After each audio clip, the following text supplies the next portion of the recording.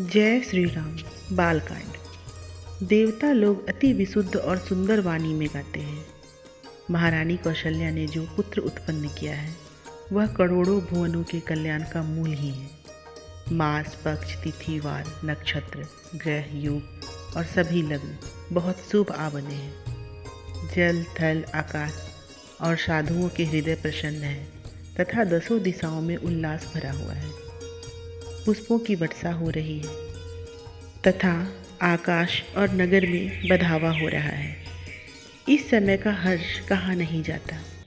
जैसा आनंद रणनिवास और महाराज को है वैसे ही सारे देश और राजधानी को भी है। देवता, नाग, मुनि, मनुष्य और परिजन सभी विषाद और ग्लानि से रहित हो गए हैं तथा इसके साथ ही रावण और राक्षसों के सहित संपूर्ण लंकापुरी शंकित होकर व्याकुल हो रही है। महाराज ने देवता, पितर, गुरु और ब्राह्मणों का पूजन कर तथा उनकी रुचि जानकर दान दिए हैं। मुनि पत्नियों, पुर नारियों और सुवासनियों का हजारों प्रकार से सम्मान किया है। याचक लोग भरपूर द्रव्य पाकर दानी हो गए हैं। वे द्वार से निकलते हुए आशीर्वाद देते हैं कि कैकेयी और सुमित्रा पुत्र पर भी भगवान शंकर और पार्वती जी इस प्रकार प्रसन्न हो। इसके दूसरे ही दिन वे दोनों राजरानियां भी मंगल की खानी हो गईं।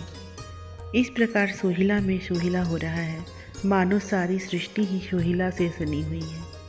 सब लोग नाच गा रहे हैं। यह मेरे मन को भाता है। सुख से अयोध्या की शोभा और बढ़ गई है। संपूर्ण प्रजा आनंद में अघाकर लोगों को देती है और स्वयं लेती है। लोग स्वयं वस्त्राभूषण पहनते हैं और दूसरों को पहनाते हैं।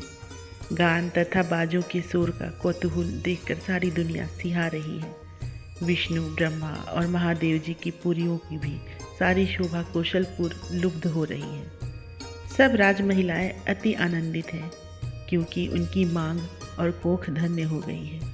पार्वती जी, लक्ष्मी जी और ब्रह्माणी भी आशीर्वाद देती हुई आदरपूर्वक उनके भाग्य की प्रशंसा कर रही हैं।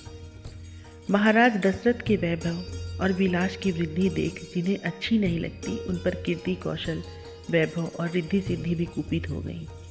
अधिवेत्ता वशिष्ठ जी ने लोक और वेद की विधि से सब विधान करते हुए छठी बरही की और उन ज्ञानी गुरुदेवों ने उन बालकों के राम, लक्ष्मण, शत्रुघ्न और भरत ये अति सुंदर नाम रखे। इस समय विधाता ने मोद रूपी तिलकों की सुकृत रूप पुष्पों की गंध में बसाकर उन्हें यत्न रूप यंत्रों में पेर कर उनसे निकला हुआ सुख रूप स्नेह तो दशरथ जी को दिया ही है। कली और मैल दिक्पाले दिए हैं। प्रतिदिन संपूर्ण जगत में भगवान के आविर्भाव का उत्साह और उमंग बढ़ रहे हैं तथा घर घर में अवध की कहानी सुनाई देती है। तुलसीदास भी उस समाज को हृदय में धारण कर राम जन्म का यशगान कर रहे हैं।